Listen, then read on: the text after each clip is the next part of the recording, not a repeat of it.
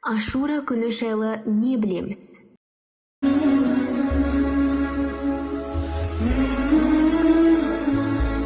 Ашура Мухаррам айының 10-шы күні.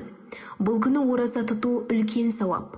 Ибн Аббастан радиаллаху анху Ашура оразасы жайлы сұрағанда, Алла елшісінің, Алланың оған салауаты мен сәлемі болсын, бұл күнді өзге күндерден және бұл айды өзге айлардан артық көріп тұтқан басқа оразасын көргенім жоқ деп айтқан екен. Хадисте бұл күн деп Ашураны, бұл ай деп Рамазанды айтқан. Ашура күні орны бөлек қасиетті күн. Оның қасиеті көнеден мәлім.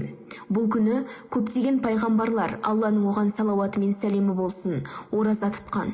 Абу Хурайра радиаллаху анху Ашура күні пайғамбарлар ораза тұтқан, сендер де ораза тұтыңдар деген хадис риуаят еткен.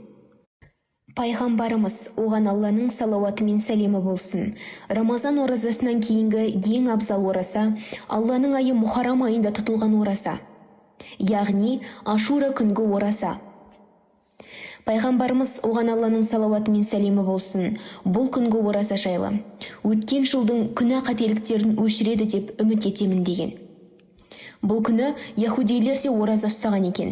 Пайғамбарымыз, оған Алланың салауаты мен сәлемі болсын, біз оларға ұқсамас үшін 2 күн ораза ұстаймыз деген.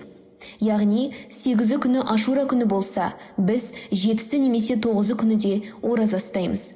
Алдынан немесе артынан 1 күн қосып. Видео ұнаса, лайк басып, арнама тіркеліп, қоңыраушаны баса кетіңіз. Келесі видеода кездескенше, ассаляму алейкум ва рахматуллахи ва баракатух.